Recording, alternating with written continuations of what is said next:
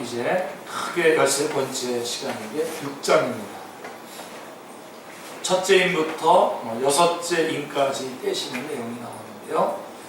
자, 6장은 어린 양이 보좌에 앉으신 이의 오른손에서 두루마리를 취하여서 첫째인부터 6째인까지 떼시는 내용입니다. 여기서 우선 최우선적으로 유념해야 할 점은 인을 뗄 때마다 상황이 벌어지는데 그렇다고 전개되는 상황이 임봉한 두루마리의 내용이 아니라는 점입니다. 이게 중요한 내용입니다, 여러분. 그냥 서론이라고 그냥 마음에 편안한 마음으로 들으시면 안 되고요. 자, 인을 뗄 때마다 상황이 벌어지는데 전개되는 상황이 임봉한 두루마리의 내용이 아니라는 점이에요. 자, 만일 그것을 두루마리의 내용으로 본다면 전개되는 상황으로 볼 때에 임봉해야 할 이유를 찾을 수가 없을 것입니다. 자, 하나를 예를 들어 보겠습니다. 5째 인을 떼실 때에 9절에 보면 하나님의 말씀과 그들이 가진 증거로 말미암아 죽임을 당한 영혼들이 10절에 땅에 거하는 자들을 심판하여 우리 피를 갚아주지 아니하시기를 어느 때까지 하시려나이까 하고 심판을 호소하는 광경이 전개되는데 이것은 임봉을 땜으로 벌어지게 될 상황과는 아무런 관계가 없는 것입니다. 또한 논리적으로 말한다면 두루마리의 내용은 7인이 다 떨어져야만 비로소 볼 수 있는 것이 아니겠습니까? 그렇죠? 그렇다면 인을 하나하나 뗄 때마다 재앙이 임하고 있는 이유는 무엇입니까? 요것부터 우리 6장에 들어가면서 첫째 인부터 6째까지 떼는 6장에 들어와서 먼저 점검을 해야 되겠죠? 이것을 먼저 4장부터 6장의 문맥을 통해서 설명을 한다면, 자, 4장에서는 2절에 보좌 위에 앉으신 하나님을 보여주시고 있고요. 5장에서는 한 어린 양이 서 있는데 일찍이 죽임을 당한 것 같더라 라고 하면서 5장 6절에 어린 양을 보여주고 있습니다. 그런 후에는 6장에서는 첫째인부터 6째인까지 떼는 것이 나오고 그때마다 재앙이 나타나는 그런 문맥인데, 재앙으로 치시는 이유는 회개하고 복음을 믿으라고 하는 메시지라고 하는 말씀인 것입니다. 그래서 4장에서 보좌에 앉으신 하나님, 5장에서 어린 양이 나오고 6장에서는 인을 떼는 내용이 나오는 것을 볼 때에 이 6장에 나오는 이 내용은 회개하고 복음을 믿으라라고 하는 메시지인 것입니다. 자, 이를 통해서 말씀하고자 하는 바는 7장 10절에 나오는데요. 능히 셀 수 없는 큰 무리가 흰 옷을 입고 보좌와 어린 양 앞에 서서 라고 이렇게 찬양을 합니다. 구원하심이 보좌에 앉으신 우리 하나님과 4장, 그 다음에 어린 양 6장에게 있도다, 어린 양 5장에 있도다, 이렇게 정리할 수가 있겠습니다. 찬양의 제목인 구원과 찬양의 제목인 그 구원이란 어린 양이 인을 떼심으로, 구속이죠. 인을 떼심으로 가능해진 것입니다. 말하자면 감추었던 복음이 드러났다고 할 수 있습니다. 골로새서 1장 26절의 말씀처럼요. 자, 이렇게 5장에서 구원이 열리게 됨을 말씀하신 후에 6장에서는 첫째인부터 6째인까지 떼는 것이 나오고 그때마다 재앙이 나타나는 문맥인 것입니다. 이는 하나님의 나라가 당장에 나타나는 것은 아니라는 것을 의미합니다. 누가복음 19장 11절에 보면 그때 당시에 사람들이 당장 주님의 나라가 임할 것인 줄 알고 행하는 그런 착각하는 모습이 나오죠. 그렇다면 재앙의 의미가 무엇입니까? 자, 이 인이 떼어지는 가운데 계속해서 재앙이 나타나는데 이것의 의미가 뭡니까? 빨리 회개하고 믿으라고 하는 메시지인 것입니다. 빨리 회개하고 복음을 믿으라고 하는 메시지. 자, 그것이 단번에 끝나는 것이 아니라 여러 번 반복되어 인재앙, 나팔 재앙, 대접 재앙으로 이어지고 있는 것은 역설적으로는 하나님의 오래 참으심의 증거이기도 합니다. 하나님이 오래 참으시면서 계속해서 이렇게 시간들을 보내고 있는 것이죠. 왜냐하면 로마서 2장 4절의 말씀처럼 그의 인자하심과 용납하심과 길이 참으심이 아니라면 이렇게 끌 이유가 전혀 없기 때문입니다. 바로 그냥 심판해버리면 되겠죠. 그러므로 재앙이 계속되는 중간중간에 9장 20절 21절에 보면 이런 말씀이에요. 오히려 회개하지 아니하더라 라고 하는 그런 말씀도 나오고 16장 11절에 보면 하나님을 비방하고 그의 행위를 회개하지 아니하더라 라고 하는 말씀이 나오고 있는 것을 보게 됩니다.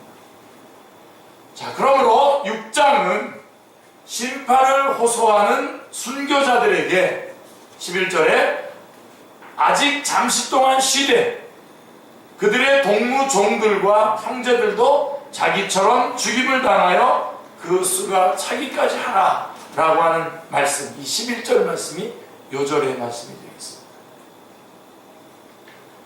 왜냐하면 이는 심판을 연기하심으로 불신자들에게 회개할 기회를 좀 더 주시겠다는 의미가 되기 때문입니다.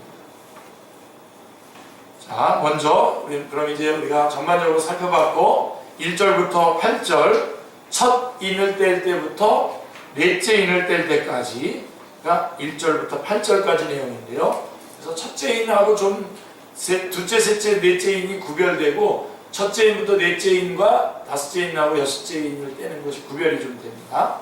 먼저 1절을 보십시오. 1절을 한번 같이 한번 읽겠습니다. 내가 보매 어린 양이 7인 중에 하나를 떼시는데 그때에 내가 들으니 내 생물 중에 하나가 우레소리같이 말하되 오라 하기로. 어린 양이 7인 중에 하나를 떼시니라고 합니다. 다시 상기시켜 드립니다만 인을 떼는 것은 사자가 아니라 누구죠? 어린 양입니다. 어린 양이 떼신다라고 하는 것을 여러분들이 꼭 기억하시기 바랍니다. 자, 이 점에 있어서 먼저 해결하고 넘어가야 할 문제가 있습니다. 그것은 우리가 5장을 해설할 때에 봉인된 2마리를 인간이 죗값으로 팔리게 된 매매 증서, 노비문서와 같은 것이라고 말씀드렸죠. 기억나십니까? 아십니까? 아멘도 안 하고 예? 맞습니까? 예. 평소에 제가 이렇게 응답을 요구하지 않아서 그렇습니까?